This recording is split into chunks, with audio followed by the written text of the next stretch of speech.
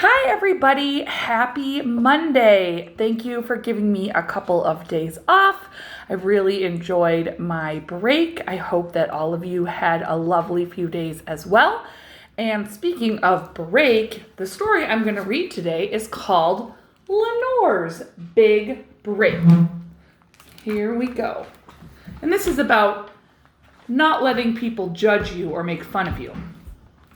Everyone at the office thought Lenore was a nerd. They laughed at her clothes. They snickered at her broken nails. They made jokes about her hairstyle. It's not welcoming at all. No one ever invited her to go along to the movies or out for dinner. She's such a frump, they said. We don't want to be seen with her. Lenore ignored them. She had more important things to think about. Lenore had big plans. Every day at 5 o'clock, she tidied her desk, she buttoned her baggy sweater, and picked up her Save the Iguanas tote bag. First of all, these adults in her office are bullies. Look at that sign. It says, "Kiss me," which is not very nice just to do to a random person. Before going home, she stopped at the feed and seed store for 10 pounds of suet and 5 bags of sunflower seeds. She dropped into the bakery for 15 loaves of day-old bread. She rushed to the fish market for a few dozen cod. She stopped by Barney's bait shop for some buckets of worms and grasshoppers. Then she climbed the unlit stairs and unlocked her apartment door. "Time to practice," she called to her birds.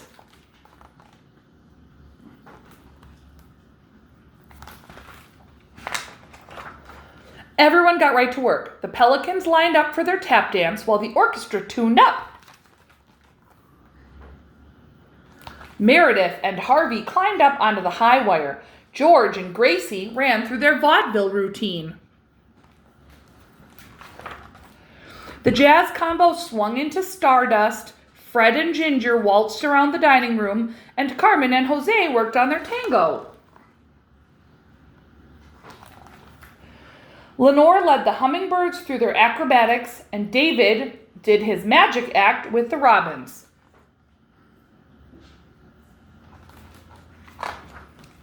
The flamingos performed Swan Lake.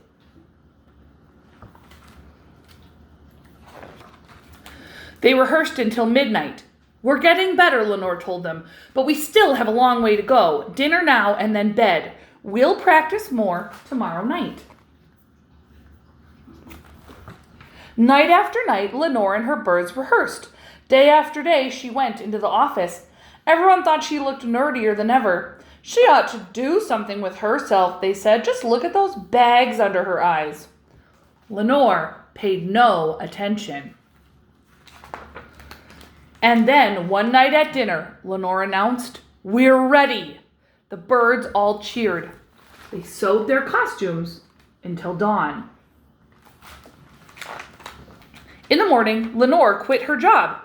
Everyone at the office thought she had flipped. "She'll never find another job," they said. "She must have lost her marbles." Lenore just smiled. She and her birds spent the whole day getting ready. That night, they appeared on Amateur Hour. They were the hit of the show. Calls flooded the station. Amateur Hour, it's kind of like the X Factor or America's Got Talent. The next morning's paper carried the story. "Local girl, big hit with the birds." No one in the office knew what to say. Lenore and her birds were an overnight success. The offers came pouring in. Lenore accepted only the best: a European tour, several shows in Las Vegas, Monte Carlo, and Palm Beach. A Hollywood movie, an after-school television special.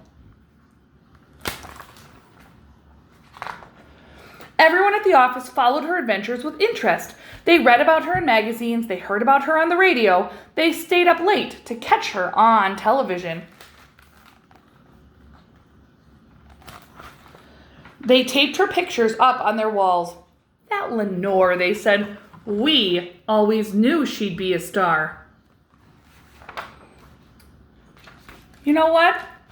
Lenore had always known it too. I love this book. Lenore does not care that other people don't believe in her. Lenore believes enough in herself. She likes herself exactly the way she is. She works really hard. She practices. She has a positive attitude. And she's doing a job not because she loves it, but because it allows her to focus on the thing that she really loves. Not everybody is going to be a star musician or an actress right away or a movie star. Sometimes you might have another job while you're working and getting better at all of those things. But Lenore is just a great example of what can happen when you believe in yourself, when you work really hard, and when you don't let other people's opinions of you get in your way. So Lenore loved herself the most first, and that's what allowed her to have such wonderful things happen in her life. Hope you guys have a great day, and I will see you tomorrow, Tuesday, for another Nighttime with Nina. Good night.